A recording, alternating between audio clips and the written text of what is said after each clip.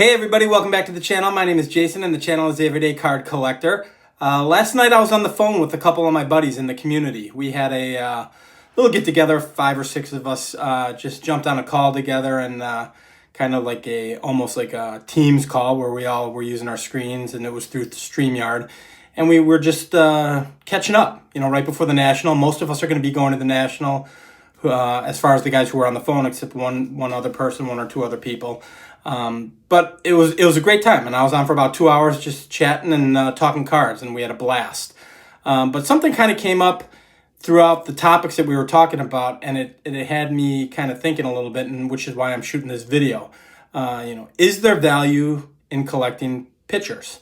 So I say that kind of tongue in cheek because, as most of you guys know, if you follow my channel, I'm not a really I'm not a value guy. I don't track the value of my cards. Once I have the card, I'm thrilled to have it. I keep it in the collection and I'm good to go.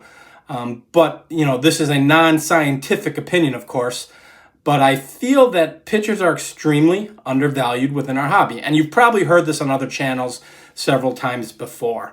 But I always wonder why. Why is that? And I can't put my finger on it. There are a few pitchers that probably hold value, much like an offensive player would, or a shortstop, or a first baseman, or a fielding player, if you will. But for the most part, a lot of them are pretty inexpensive. So the question that I posed in the title of the video is there value in pitching? In my opinion, as a collector, of course there is, because you can get a lot of Hall of Famers at a discounted price or a value price in comparison to some of the great fielding players. So I thought it'd be kind of fun. I just grabbed at random. I grabbed quite a bunch of random pitchers. I think every pitcher except maybe one is a Hall of Famer. And I wanted to show off some of the pitching cards because this is another avenue for those who are new to collecting vintage or just getting into the hobby and you're just finding this channel for the first time. This is another avenue. If you're a Hall of Fame collector, you can grab some fantastic Hall of Fame cards of pitchers of the past at a really good price. Now, some of these may have been a little expensive, but most of them are pretty affordable. And if I can remember the prices on some, I'll shout them out. I do remember a few, but not all of them. But I thought it'd be fun to kind of just go through some of these pitching cards or cards of pitchers and talk about the greatness that they were and talk about why they're undervalued, which I really don't have an answer for. There's several opinions on the topic. I've heard it throughout the years watching YouTube and talking with friends, but I'm really curious as to why you guys think, or if you think, pitchers are undervalued within the hobby. So please add it to the comments below. But enough gabbing. I'll get the camera turned around. We'll take a look at the cards that I grabbed and just discuss pitchers. So let's get into it.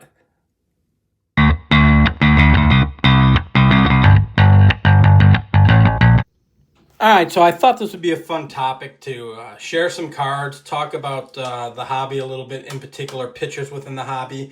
For those who collect vintage or have collected for a while, I think most will understand that there seems to be a underappreciation for the Hall of Fame pitchers of the past and pitchers in general. Most of the pitchers that are in the Hall of Fame in comparison to fielding players of that same era are a fraction of the price.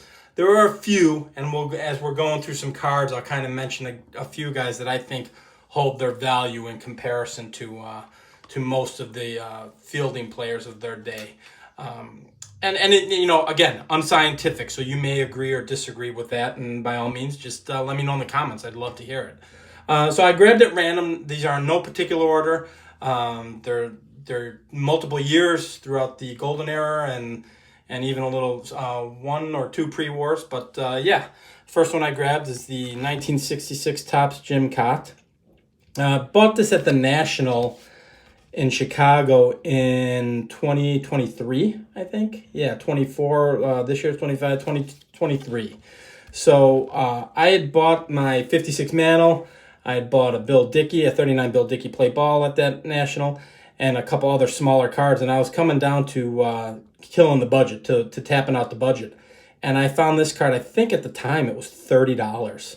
And I don't know if it's gone up or down in price. Maybe you can get it for $20. I have no idea. But in my mind, you've got a guy who pitched for roughly 22 years. Just a fantastic pitcher, Hall of Famer.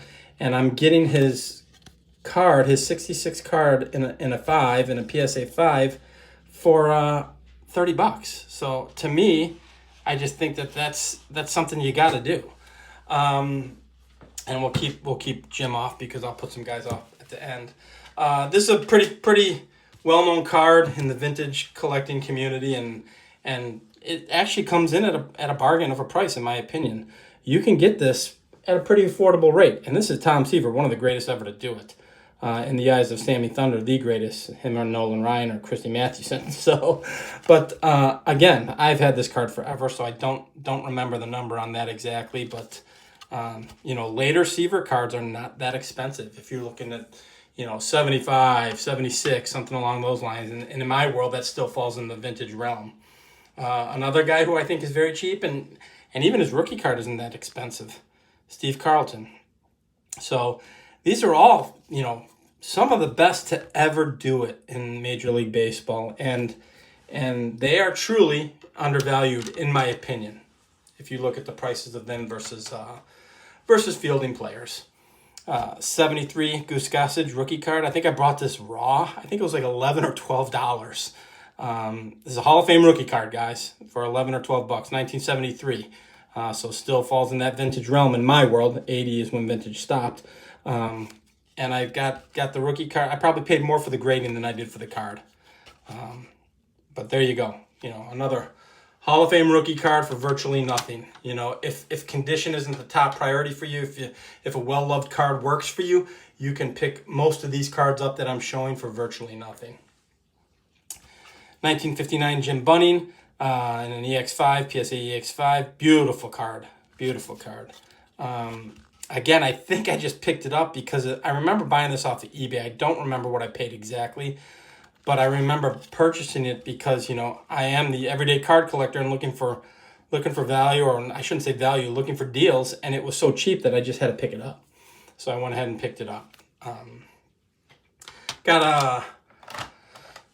Had actually another guy, totally undervalued. I was going to say I got a few from my 56 set, so I figured I'd grab one or two from that, or my Hall of Fame run that I'm working on.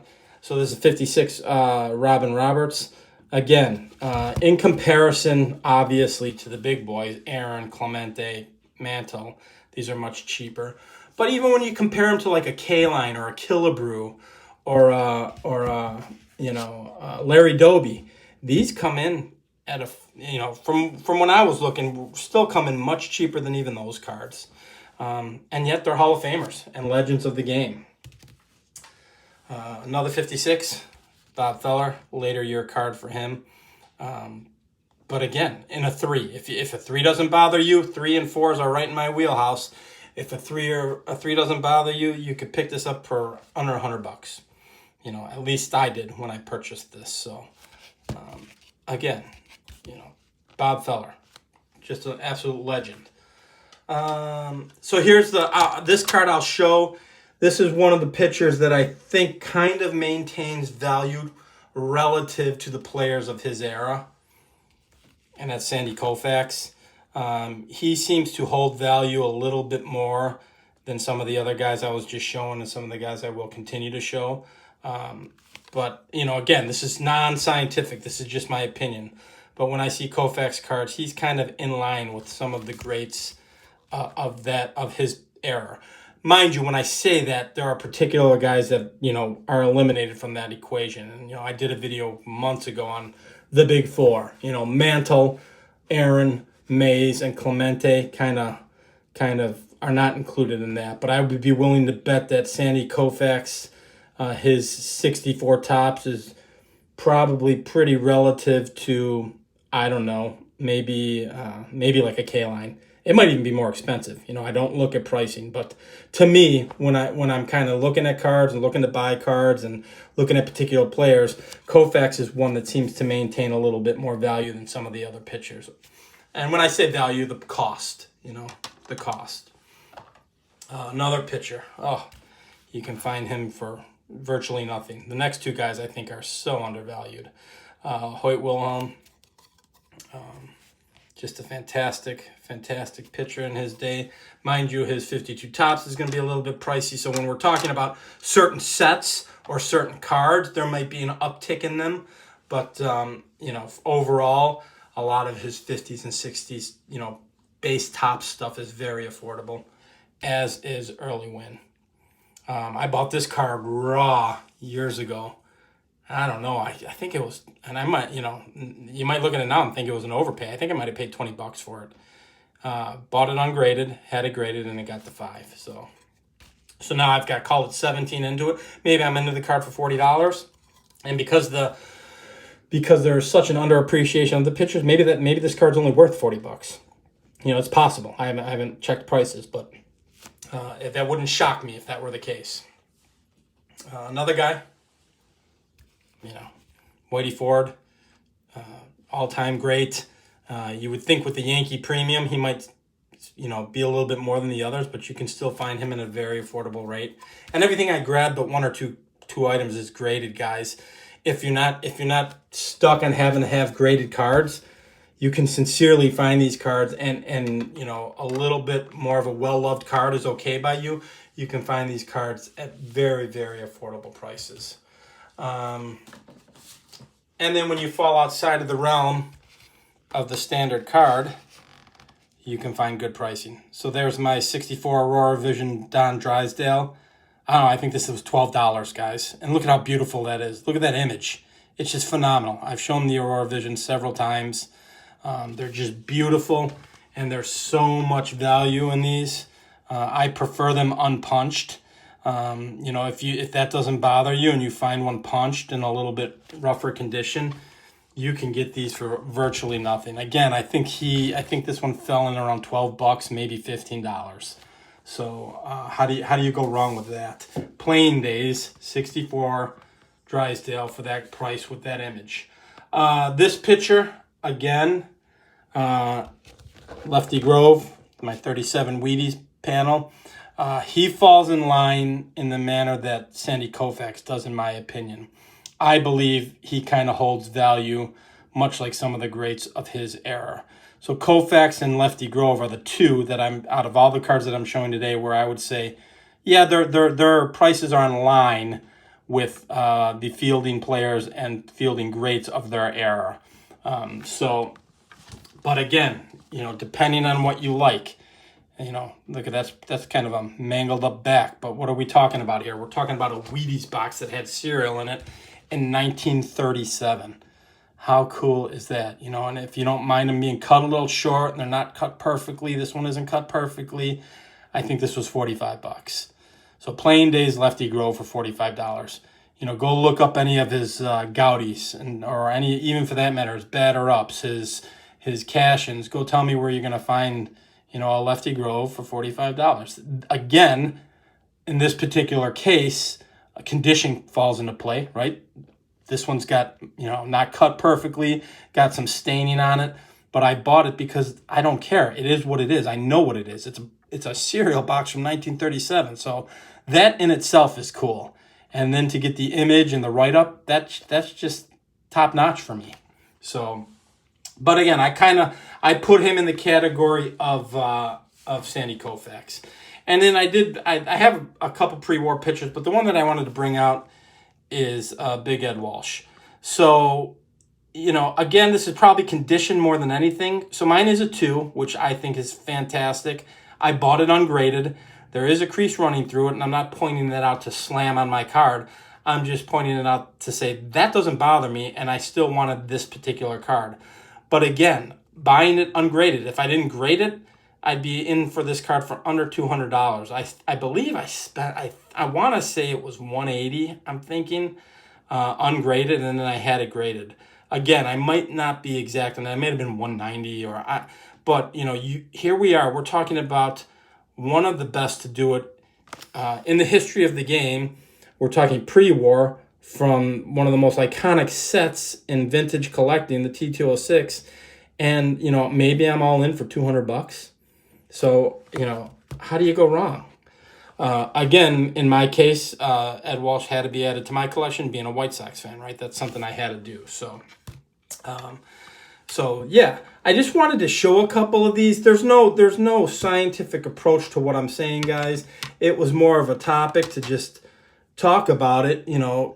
I'd like to know in the comments if you guys believe that pitchers are undervalued in the hobby, and if you think so, why do you think that is?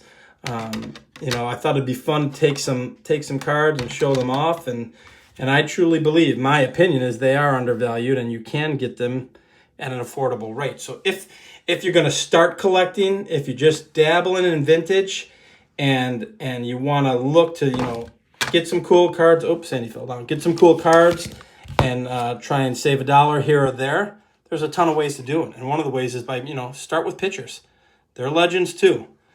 Start with some pitchers, and if grading's not important, condition's not a huge factor for you, you can find some really nice ungraded value for pitchers in the vintage era. So that's all I got for you guys. I thought this would be a fun one. I hope you enjoyed this. If you do enjoy this kind of content, please feel free to like and subscribe, and we will talk on the next video, guys. Thanks for jumping on, everybody. Bye-bye.